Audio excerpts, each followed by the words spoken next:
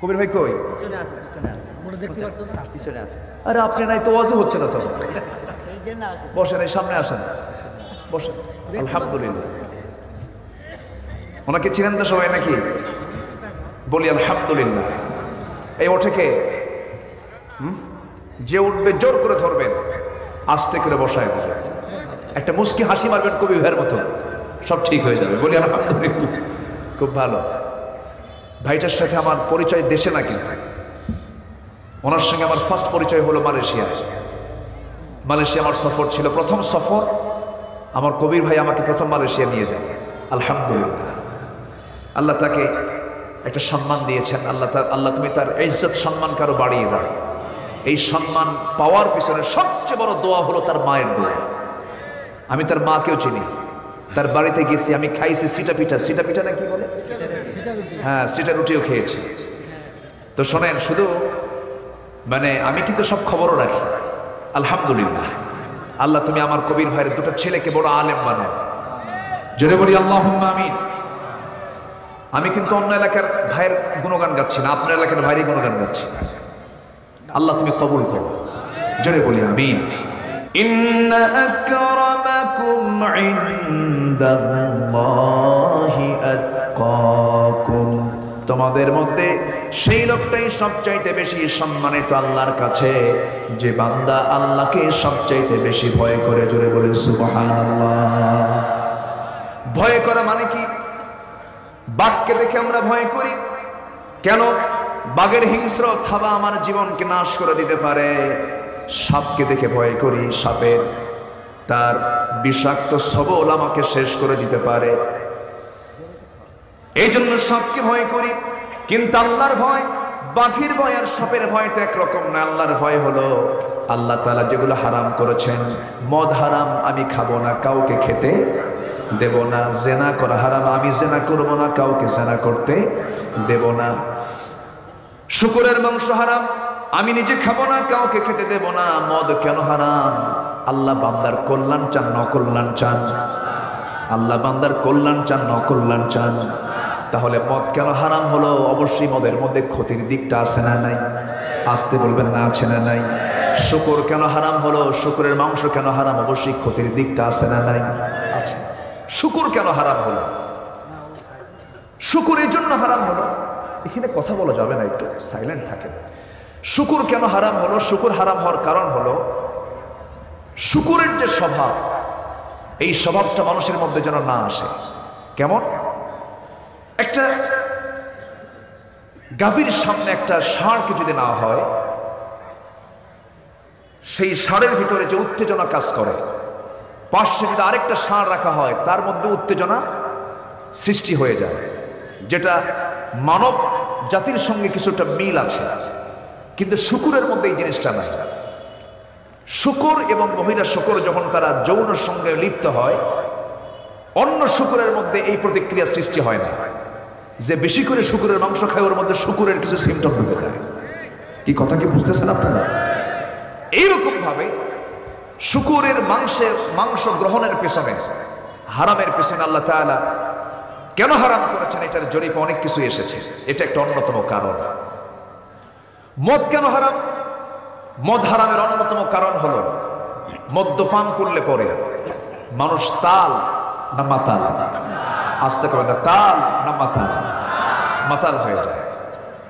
স্বাভাবিক জীবনের সে আর মানুষ থাকে না, তার কথা এলোমেলো হয়ে যায়, এলোমেলো কথা বলতে শুরু করে। দেখেন না কি এলোমেলো শুরু করেছিল মাঝখানে। একজন চলে গেল মক্কায় উমরা করার জন্য, তার নামটা চলে আসলো। সে অভিনেত্রী আবার লাইভে চলে আসলো। লাইভে এসে বলল, প্রিয় দেশবাসী,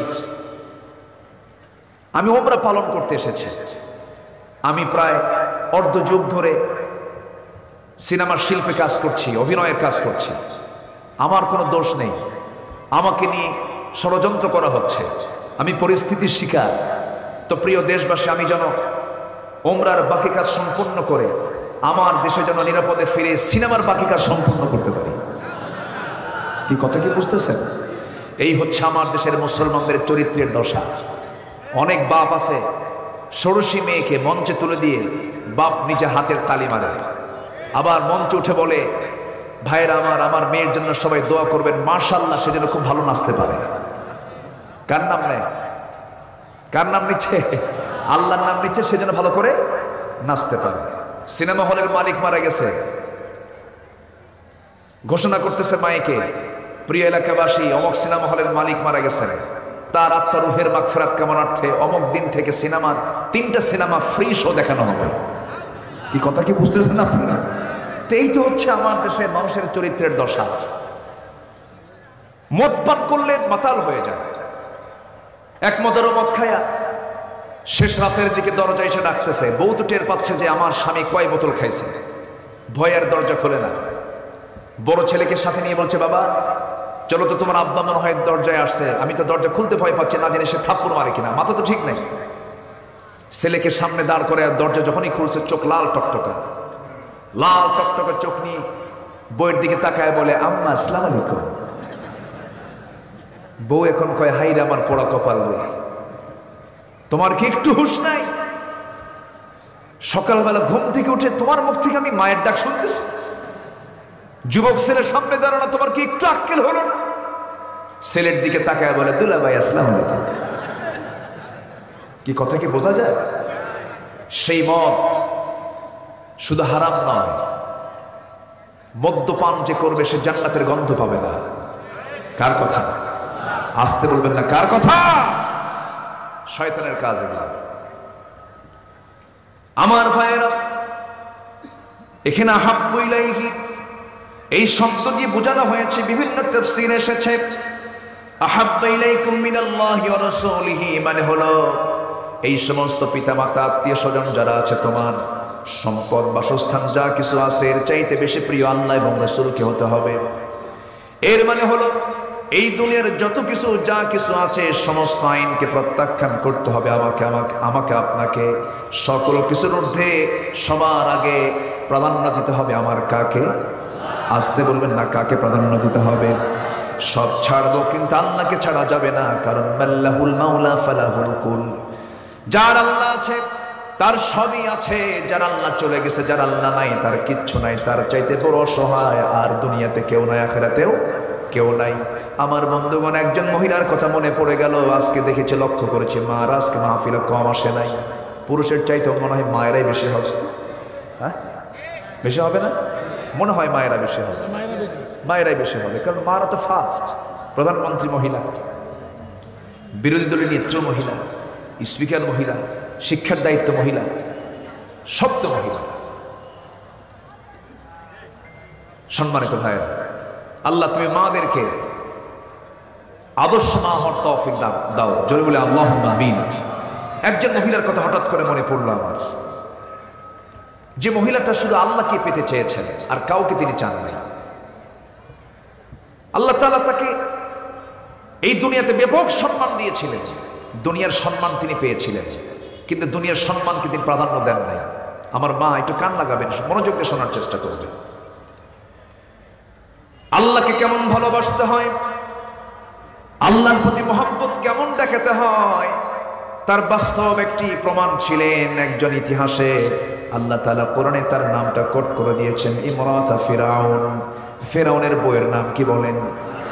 দেখেন কি সুন্দর করে সবাই তার নামটা বলে ফেললেন। ঘরে ঘরে তার নামটা চলে গেছে। কেন? আল্লাহ তাআলা এই নারীকে মিসাল করে দিয়েছেন, দৃষ্টান্ত স্বরূপ করে দিয়েছেন, কারণ এই নারী যে অবদানটা রেখেছেন, আলাইহিস সালাতু ওয়াস সালাম এই দুনিয়ার সবচেয়ে বড় সর্বোচ্চ সম্মানজনক পদটা তিনি পেয়েছিলেন। একটা রাষ্ট্রের রাষ্ট্রপ্রধানের বউ হওয়া মানে কিন্তু ছোটখাটো কোনো পদ না। ফেরাউনের বউ মানে তিনি হলেন ফার্স্ট লেডি, তিনি হলেন ওই দেশের ফার্স্ট লেডি। সেই ফেরাউনের স্ত্রী আলাইহিস সালাতু ওয়াস সালাম যখন আল্লাহর দ্বীনটা গ্রহণ করলেন, দ্বীন গ্রহণ করার সঙ্গে সঙ্গে ফেরাউনের কানে সংবাদটা চলে গেল। ফেরাউন বলল, আসিয়া, শুনতে পেলাম তুমি নাকি আল্লাহর দ্বীন গ্রহণ করে নিয়েছো, আল্লাহকে মহব্বত করে নিয়েছো, আল্লাহকে বন্ধু বানিয়ে নিয়েছো। সঙ্গে সঙ্গে আসিয়া বলছেন, স্বামী গো, আমি আপনাকে দারুণ ভালোবাসি, তবে সত্য কথা হলো দুনিয়ার সকল ভালোবাসাকে আমি বিসর্জন দিয়ে আমি আমার আল্লাহকে বেশি ভালোবাসি। যেরকম সুবহানাল্লাহ, আমি আল্লাহকে বেশি ভালোবাসি।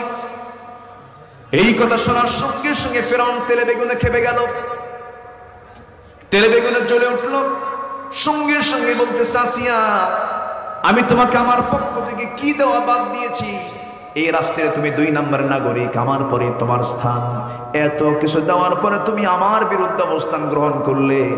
আসিয়া তুমি কি জানো এর রেজাল্ট কি হতে পারে? আসিয়া আলাইহিস সালাতু ওয়াস সালাম মুস্কি একখানা হাসি মারলেন, বললেন, শোনেন, আপনি আমাকে যা বলতে চাচ্ছেন, যে হুমকিটা দিতে চাচ্ছেন, আমার জীবনের কোনো মূল্য আমি দিতে চাই না আমার আল্লাহর কাছে। জোরে বলুন সুবহানাল্লাহ।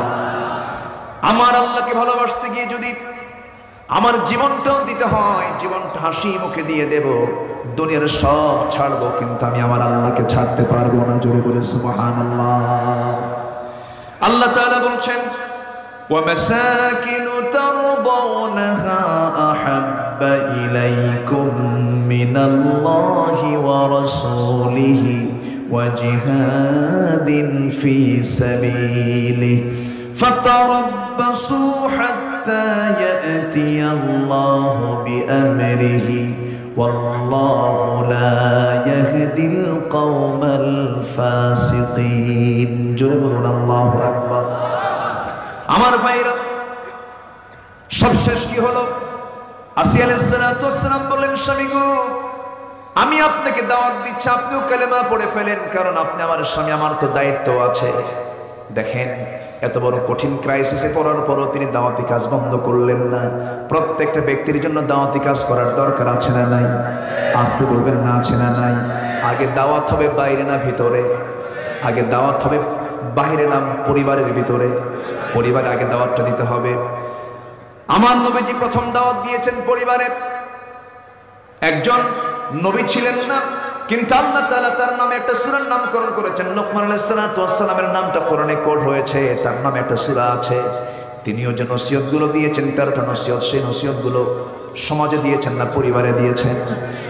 ওয়ালাকাদ আতাইনা লুকমানাল হিকমা, আমি লোকমানকে হিকমত দিয়েছি, সেই হিকমতগুলো প্রয়োগ করেছেন আগে পরিবারের ভিতরে।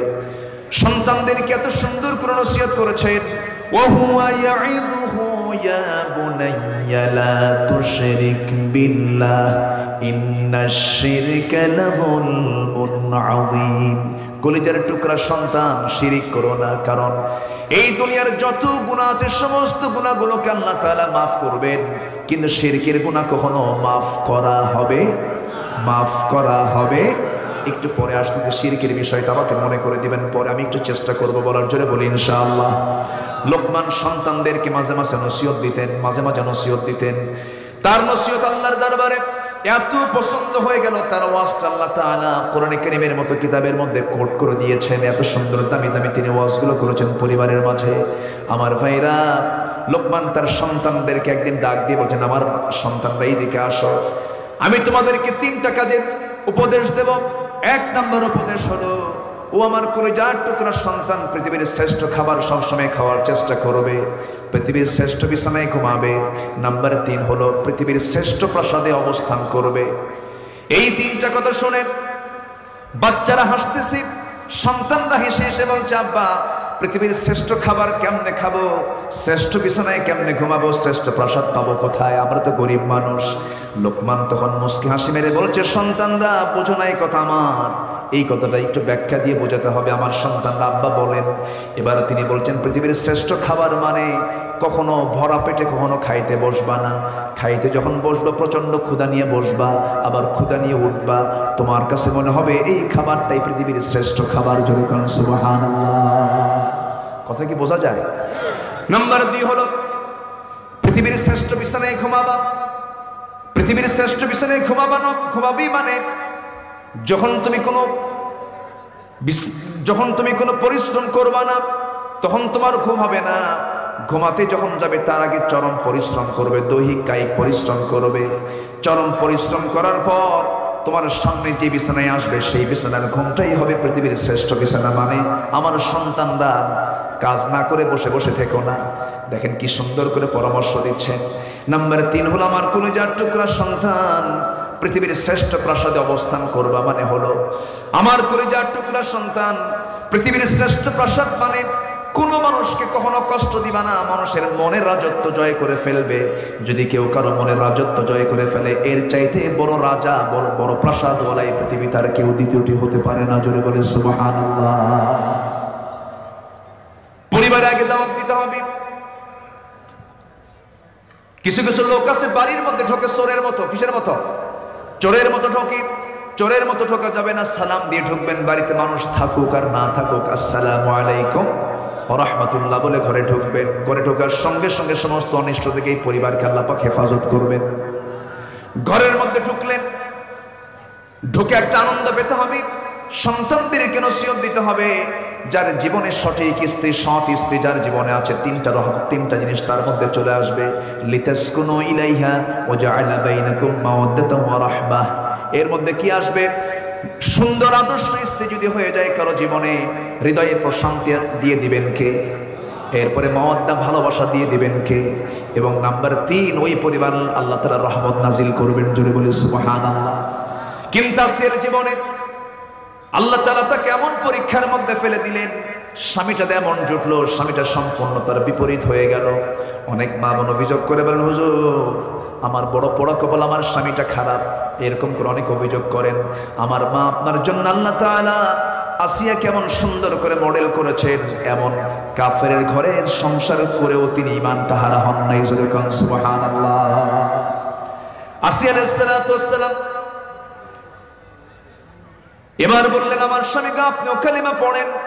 ফেরাউন বলছে, আসিয়া আমি তোমাকে দুনিয়া থেকে চিরতরে বিদায় করে দেব। মুস্কে হাসি মেরে বলছেন, আমার স্বামী গো, হাসতে হাসতে জীবন দিয়ে দেব, কিন্তু আমি আল্লাহর বন্ধুত্ব ছাড়তে পারবো না। পরামর্শ হয়ে গেল। মন্ত্রী পরিষদ নিয়ে ফেরাউন বসে গেল। সবার সঙ্গে চূড়ান্ত পাকাপোক্ত সবকিছু হয়ে গেল। জল্লাদকে ডাকা হলো। জল্লাদকে ডাক দিয়ে 2 হাত 2 পা শের বেঁধে ফেলা হলো।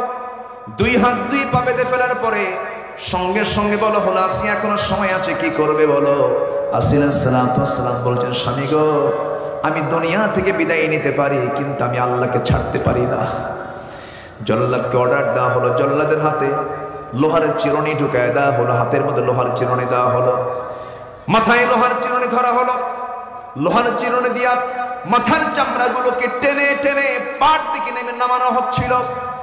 যখন ওই চামড়াগুলোকে নিচের দিকে নামানো হচ্ছিল, তাফসীরে এসেছে রক্তগুলো ফিনকি দিয়ে পড়ে, কিন্তু আসিয়ার মুখ থেকে চুল পরিমাণ কোন আওয়াজ বের হয় না। আসিয়ার মুখ থেকে অন্য কোন আওয়াজ বের হয় না। আসিয়ার মুখ থেকে একটা আওয়াজ বের হয়, যে আওয়াজটা আমার আল্লাহ দারুণ পছন্দ করেন। সবাই বলেন, লা ইলাহা ইল্লাল্লাহ মুসা কালিমুল্লাহ, লা ইলাহা, আর জোরে লা ইলাহা সুবহানাল্লাহ আলহামদুলিল্লাহ, লা ইলাহা, আর জোরে লা ইলাহা, লা ইলাহা ইল্লাল্লাহ মুহাম্মাদুর রাসূলুল্লাহ। আসিয়া আলাইহিস সালাতু ওয়াস সালাম রক্তগুলো দেখতেছেন গড়ে গড়ে পড়ছে। গোটা শরীর থেকে যখন রক্তগুলো গড়ে গড়ে পড়ে নিঃশেষ হয়ে যাচ্ছিল, জীবন প্রদীপ নিভে নিভু ভাব, যে কোনো মুহূর্তে তিনি দুনিয়া থেকে বিদায় নিয়ে নেবেন, এমন কঠিন সময় যখন চলে আসছে, ওই সময় তিনি দোয়া করছেন কার কাছে? আসতে বলবেন না, কার কাছে? তিনি কোন নবীর উম্মত ছিলেন? বলেন, কোন নবীর উম্মত ছিলেন? তার কিতাবের নাম ছিল তাওরাত। তার কিতাবের নাম ছিল কি বলেন? তাওরাত। অথচ আসিয়া আলাইহিস সালাতু ওয়াস সালাম এমন সুন্দর মিষ্টি দোয়া করলেন, এমন সুন্দর দোয়া করলেন, আল্লাহর কাছে সেই দোয়াটা মঞ্জুর হয়ে গেল। সেই দোয়াটা, তার কিতাব হলো তাওরাত কিতাব, আর আসিয়ার সেই দোয়াটা আল্লাহ তাআলা কোরআনের মতো কিতাবের মধ্যে ঢুকাইয়া দিলেন। কি সুন্দর তিনি দোয়া করলেন। সেই দোয়াটা হলো, রব্বি বিনিলি ইনদাকা বাইতান ফিল জান্নাহ ওয়া নাজ্জিনি মিন ফিরআউনা ওয়া আমালিহি। ও আল্লাহ, আমি মনে হয় দুনিয়াতে আর বাঁচবো না, আমার জীবন প্রদীপ নিভে যাচ্ছে, আমি যে কোনো মুহূর্তে দুনিয়া থেকে বিদায় নিয়ে নেব। আল্লাহ তোমার কাছে প্রার্থনা করি, আমি যদি দুনিয়া থেকে বিদায় হয়ে যাই, আল্লাহ তুমি আমার জন্য জান্নাতের মধ্যে 3টা নয়, 10টা নয়, 20টা নয়, মাত্র একটা ঘর তুমি আমার জন্য বরাদ্দ দিবা। সেই জান্নাতের সেই ঘরটা যেন হওয়া চাই তোমার ঘরের দেওয়ালের সাথে। যেরকম সুবহানাল্লাহ। বন্ধু আমার কে? আসতে কবেন না, বন্ধু আমার কে? আমার সবচেয়ে চরম পরম বন্ধুকে, আলমের ওয়াহে আমাকে সুন্দর করে আমার রূহটাকে বানিয়ে দিয়েছেন আল্লাহ তাআলা। মার পেটের মধ্যে আমাকে খাইয়ে দিয়েছেন কে? এই দুনিয়াতে আমার সব কিছু চালান কে? আবার কবরে চলে যাব আমাকে দেখবেন কে? বিচার দিবসের মালিক কে? দিন শেষে বন্ধু কেউ না, দিন শেষে বন্ধু আমার একমাত্র কে? আসতে বলবেন না কে? আমার আপনার জীবনের বন্ধু হবে মূলত 3জন। কয়জন বলেন? আল্লাহ তাআলা আরেক জায়গায় বলছেন সূরা মায়েদার 55 এবং 56 নম্বর আয়াতে আল্লাহ তাআলা বলছেন, ইন্নামা ওয়ালিয়্যুকুমুল্লাহু ওয়া রাসূলুহু ওয়াল্লাযীনা আমানুল্লাযীনা ইউকিমুনাস সালাহ ওয়া ইউতুনাস যাকাতা ওয়া হুম রাকিউন। জোরে বলুন আল্লাহু আকবার। ওই ইমানদারেরা তোমাদের জীবনে বন্ধু হবে 3জন। কয়জন? 3জন বন্ধু হবে। নাম্বার 1 হচ্ছেন কে? আরো জোরে বলেন কে? নাম্বার 2 হচ্ছেন মুহাম্মদ সাল্লাল্লাহু আলাইহি ওয়াসাল্লাম। নাম্বার 3 হচ্ছেন আমাদের মধ্যে যারা ইমানদার, তারা হবে আমার বন্ধু। কিন্তু দুঃখজনক হলো সত্য, আমার দেশে এমন পরিবার আছে, বউটা মুসলমান, স্বামীটা হিন্দু। আছে না নাই? আবার স্বামীটা বিধর্মী, বউটা আবার মুসলমান। এরকম আছে না নাই? আচ্ছা, আবার তারা ফতুয়া মারে লাকুম দীনুকুম বকরি শরীফ। হ্যাঁ, এই তো। আমি কি আলোচনা করব? ওঠে কেন? এই যে মুরব্বী ফি মুশকিলা, বসেন বসেন, বসে পড়ে। আমি কি আলোচনা চালাবো? 12টা বাজে যে, কোনো আপত্তি নাই তো? কোনো সমস্যা নাই? জোরে বলি ইনশাআল্লাহ। আরো জোরে বলি ইনশাআল্লাহ। সম্মানিত ভাইয়েরা, আল্লাহকে বন্ধু বানাবো আমরা। সেই বন্ধুত্বের প্রাচীরে যে ভাঙতে আসবে, আমরা তাকে ভেঙে ফেলবো, ঠিক কিনা? জুলুম নির্যাতন করে জীবনটা নেওয়া যেতে পারে, কিন্তু আদর্শ নেওয়া যায় না, ইমান ছিনিয়ে নেওয়া যায় না। ইমান ছিনিয়ে নেওয়া যায় না। জুলুম নির্যাতন করে অর্থনৈতিক ক্ষতি করা যায়, শারীরিক ক্ষতি করা যায়, জীবন ছিনিয়ে নেওয়া যায়, ইমান নষ্ট করা যায় না। সম্মানিত ভাইয়েরা, মৌচাকে মধু থাকে, মধু প্রস্তুত করে হলো রানী মৌমাছি। সুন্দর মৌচাকে মধু কিন্তু মানুষ চুরি করে আনে। এক পাখি এসে মৌমাছিকে বলছে, রানী মৌমাছি, তুমি এত কষ্ট করে বাসা প্রস্তুত করে মধুগুলো সংগ্রহ করো ফুল ফল থেকে নিয়ে এসে, আর সেই মধুগুলো মানুষ চুরি করে নিয়ে যায়, তোমার কি একটু কষ্ট হয় না? মৌমাছি বলে, আমার কোনো কষ্ট নেই, কারণ ওরা শুধু মধুটাই চুরি করতে পারে, কৌশল চুরি করতে পারে না। তোমরা জুলুম অত্যাচার নির্যাতন যতই করতে পারো, ঈমান তোমরা চিন্তাই করতে পারবা না, আমার আল্লাহকে তোমরা নিতে পারবা না। সে আল্লাহর পথে টিকে থাকার জন্য জানমাল কুরবান দিতে রাজি আছেন? কারা কারা হাত উঁচু করে দেখান মুসলমান।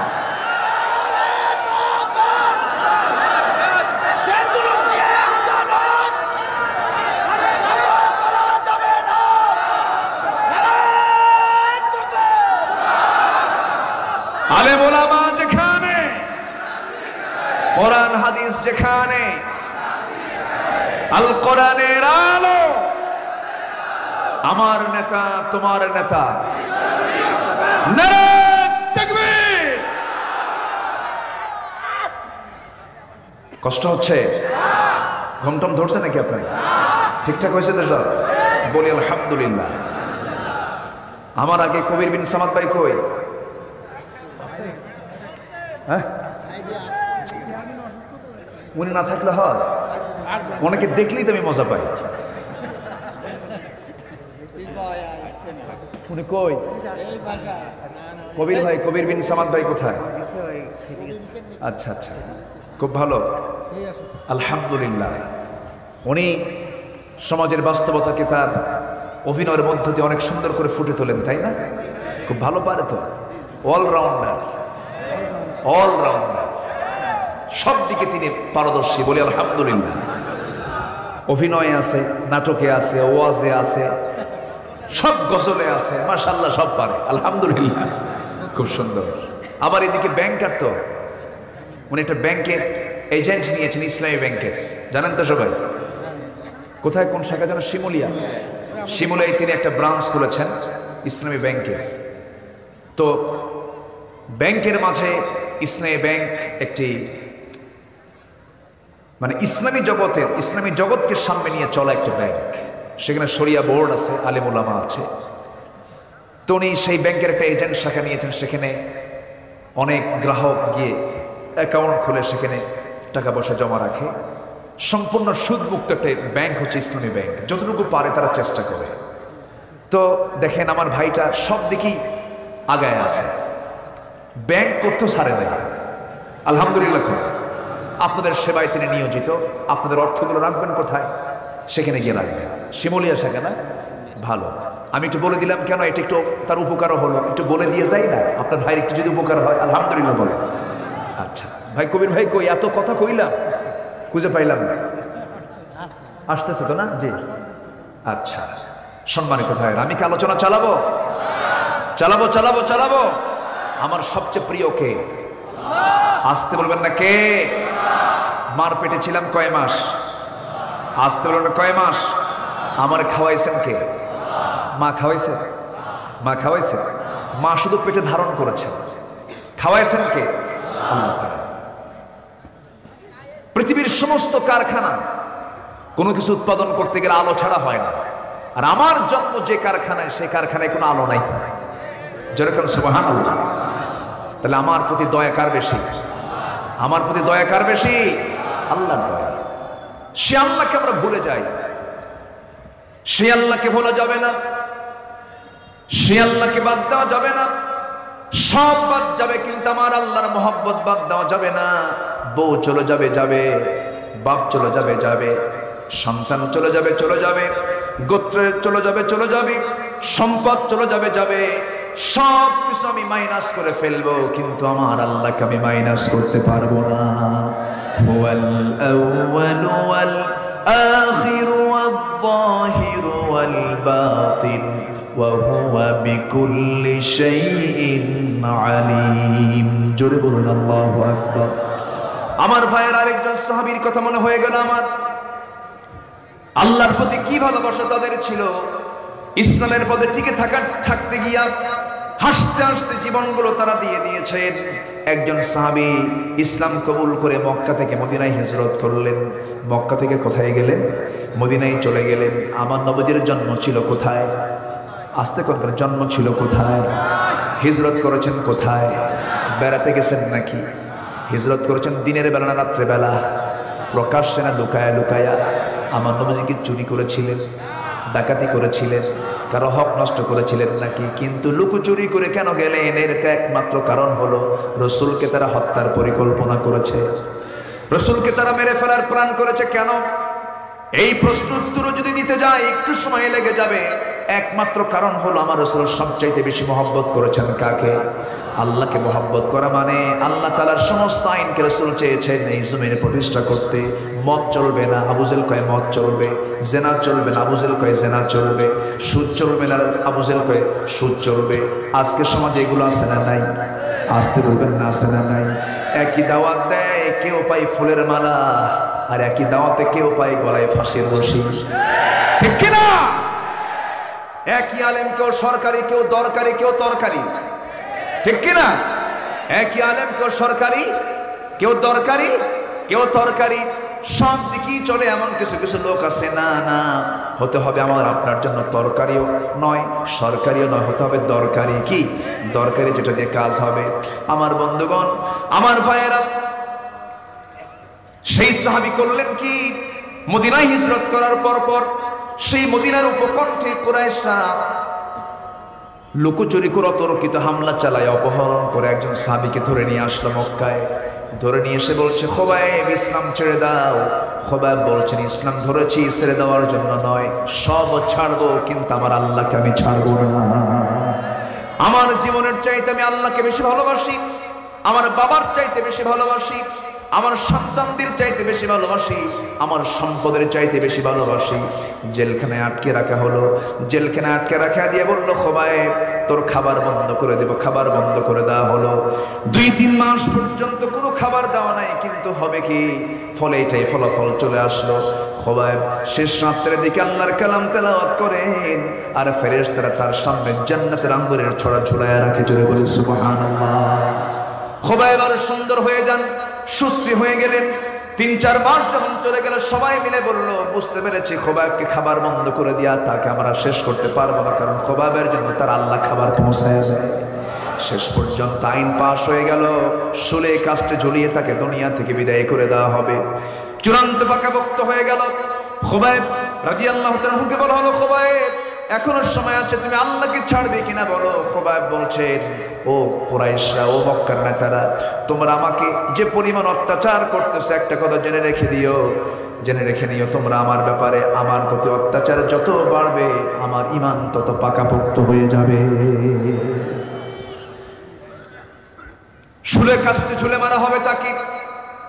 আইন পাশ হয়ে গেছে, সঙ্গে সঙ্গে খোবায়েব তাকে যে কোনো মুহূর্তে নিয়ে যাবে। আত্মীয় স্বজনরা তার সামনে দাঁড়িয়ে বলছে খোবায়েব আমরা তোমার আত্মীয়, তোমাকে তো আমরা মেরে ফেলতেছে, তোমার শেষ ইচ্ছাটা পূরণ করতে চাই আমরা, তুমি কি চাও বলো তো। খোবায়েব পরিবারের কথা বললেন না, সন্তানদের কথা বললেন না, আত্মীয় স্বজনের কথা না বলে তিনি বলছেন তোমরা আমার শেষ ইচ্ছা যদি পূরণ করতে চাও, আমাকে ওযুর পানি যদি দিতে পারতে, ওযু বানায়া আমি আল্লাহর সঙ্গে নামাজের মধ্যে কথা বলতাম। জোরে বলে সুবহানাল্লাহ। শেষ ইচ্ছা হলো কার সঙ্গে কথা বলা? আসতে বলেন না, কার সঙ্গে কথা বলা? নামাজ মানে কার সঙ্গে কথা বলা? সবাই কি নামাজ পড়তে রাজি আছেন? সবাই কি নামাজ পড়তে রাজি আছেন? কয় ওয়াক্ত নামাজ বলেন? বলেন নামাজ বলো তো কয় ওয়াক্ত? কারা কারা পড়বেন একটু হাত তুলে দেখান তো দেখি। জোরে বলি ইয়া আল্লাহ, আরো জোরে বলি ইয়া আল্লাহ। ইয়া আল্লাহ আমাদেরকে 5 ওয়াক্ত সালাত আদায় করার তৌফিক তুমি আল্লাহ দিয়া দাও। জোরে বলি আমিন, আরো জোরে আমিন। খোবায়েব রাদিয়াল্লাহু তাআলা আনহু, কোনো সমস্যা? আপনার কবর এসেছে। কবির ভাই কই? পিছনে আছে, পিছনে আছে। মোটা দেখতে পাচ্ছেন না? পিছনে আছে। আরে আপনি নাই তো ওয়াজও হচ্ছে না তো। এই যে না আছে। বসেন, এই সামনে আসেন, বসেন। আলহামদুলিল্লাহ। ওনাকে চিনেন তো সবাই নাকি? বলি আলহামদুলিল্লাহ। এই ওঠে কে? যে উঠবে জোর করে ধরবেন, আস্তে করে বসায় দেবেন, একটা মুস্কি হাসি মারবেন কবি ভাইয়ের মতো, সব ঠিক হয়ে যাবে। বলি আলহামদুলিল্লাহ। খুব ভালো। ভাইটার সাথে আমার পরিচয় দেশে না, কিন্তু ওনার সঙ্গে আমার ফার্স্ট পরিচয় হলো মালয়েশিয়ায়। মালয়েশিয়া আমার সফর ছিল, প্রথম সফর। আমার কবির ভাই আমাকে প্রথম মালয়েশিয়া নিয়ে যায়। আলহামদুলিল্লাহ। আল্লাহ তাকে একটা সম্মান দিয়েছেন। আল্লাহ তুমি তার ইজ্জত সম্মানকে আরো বাড়িয়ে দাও। এই সম্মান পাওয়ার পিছনে সবচেয়ে বড় দোয়া হলো তার মায়ের দোয়া। আমি তার মাকেও চিনি, তার বাড়িতে গেছি, আমি খাইছি সিটা পিঠা। সিটা পিঠা না কি বলে? হ্যাঁ, সিটা রুটিও খেয়েছি। তো শোনেন, শুধু মানে আমি কিন্তু সব খবরও রাখি। আলহামদুলিল্লাহ। আল্লাহ তুমি আমার কবির ভাইয়ের 2টা ছেলেকে বড় আলেম বানাও। জোরে বলি আল্লাহুম্মা আমিন। আমি কিন্তু অন্য এলাকার ভাইয়ের গুণগান গাচ্ছি না, আপনার এলাকার ভাইয়েরই গুণগান গাচ্ছি। আল্লাহ তুমি কবুল করো। জোরে বলি আমিন। সম্মানিত ভাইয়েরা, খোবায়েব রাদিয়াল্লাহু তাআলা আনহু তিনি কি করলেন? আল্লাহর সঙ্গে কথা বলার জন্য কি চাইলেন? ওযুর পানি চাইলেন। ওযু ছাড়া কি নামাজ হয়? আমার দেশে কিন্তু কিছু কিছু দরবার আছে ওযু লাগে না, আছে না নাই? খাজা দিল কর তাজা, ইসমে জালাল, গাজার কলকি খাওয়া হালাল, আছে না নাই? কবরে যখন যাবা তুমি, ফেরেশতা যখন করবে তোমায় অভিযোগ, সেই সময়ে তুমি বুক ফুলে বুক উঁচু করে বলবে আমি অমুক দরবারের খাস লোক। এই হচ্ছে ওই সমস্ত ভণ্ড দরবারদের কিছু কিছু বলি। সেই দিন পিতা তার পুত্রের কোনো উপকার করতে পারবে না। যদি পারতই, ইব্রাহিম আলাইহিস সালাম তার কাফের বাপকে জান্নাতে নিতে পারতেন। কোন বাবা তার সন্তানের কিছু করতে পারবেন না। নূহ আলাইহিস সালাম তার ছেলে কেনানকে জান্নাত দিতে পারবেন? পারবেন না। সেই দিন কোন দরবারের কোন পীঠ দিয়ে আমার কোনো কাজে আসবে না। থাকতে হবে নিজের আমল নামা, ঠিক কিনা? ওযু বানালেন, ওযু বানায়া নিয়া নামাজে দাঁড়িয়ে গেলেন। শেষ জীবনের নামাজ তার। ওযু বানায়া নামাজে দাঁড়ায়া প্রথম রাকাতটা আস্তে আস্তে করে নামাজ পড়ছিলেন। নামাজ পড়তে পড়তে নামাজের মধ্যে কান্নায় ভেঙে পড়ছেন খুবাইব। দ্বিতীয় রাকাত নামাজ পড়তে মনে মনে চিন্তা করলেন, আমি যে কাঁদতেছি কাফেররা মনে করতে পারে খুবাইব বুঝে মৃত্যুর ভয়ে কাঁদে। আমি নামাজে লম্বা করছি, ওরা মনে করতে পারে আমি নামাজ থেকে লম্বা করছি, মনে হয় মৃত্যুর ভয়ে নামাজকে লম্বা করছি। দ্বিতীয় রাকাত তিনি আবার স্বাভাবিক হয়ে গেলেন, কান্না থেমে গেল। নামাজটা শেষ করে ফেললেন। সালাম ফিরে আকাশের দিকে হাত উঁচু করে বলছেন, আকাশের মালিক আল্লাহ, আমি মনে হয় বাঁচবো না, দুনিয়া থেকে বিদায় নিয়ে নেব। আমি যদি দুনিয়া থেকে বিদায় নিয়ে নেই আল্লাহ, 4টা মাস 5টা মাস হলো আমি নবীর সুন্দর চেহারা দেখতে পাই না। মেহেরবানি করে আমার শেষ তোমার কাছে ফরিয়াদ হলো, আমার বিদায় সালামটা তুমি আমার দ্বিতীয় প্রিয়জন নবীর দরবারে পৌঁছায়া দিও। 1 নাম্বার প্রিয় বন্ধু আমার কে? নাম্বার 2 মুহাম্মদ সাল্লাল্লাহু আলাইহি ওয়াসাল্লাম। এই কথা বলেই তিনি দোয়া শেষ করে দিলেন। আমার নবীজি মদিনার মসজিদে সাহাবায়ে কেরাম কিনে আলোচনা করছিলেন, দর্শ দিচ্ছেন। হঠাৎ করে দর্শ বন্ধ করে দিলেন, দাঁড়ায়া গেলেন। তিনি দাঁড়ায়া গিয়া হাতটা উঁচু করে বলছেন, সালামুন আলাইকা ইয়া খুবাইব, সালামুন আলাইকা ইয়া খুবাইব। সাহাবীরা বলছেন, ইয়া রাসূলুল্লাহ, খুবাইবের কি হয়েছে? আমার নবীজি বলছেন, ও সাহাবীরা, ওমর রাদিয়াল্লাহু আনহু কাঁদতে কাঁদতে বলছেন, হুজুর মদিনার উপকণ্ঠ থেকে আমাদের খুবাইবকে অপহরণ করে নিয়ে গেছে, সেই খুবাইবের কি হয়েছে? রাসূল কেঁদে কেঁদে বলছেন, ও সাহাবী, ও ওমর, আমার খুবাইব তো আর দুনিয়াতে বেঁচে নাই। আমার খুবাইব জান্নাতের পাখি হয়ে আমি নিজস্ব চোখে দেখতেছি, নবুয়তি চোখে দেখতেছি। আমার খুবাইব জান্নাতের পাখি হয়ে জান্নাতের মধ্যে সে উড়ে বেড়াতেছে। জোরে বলেন সুবহানাল্লাহ। খুবাইব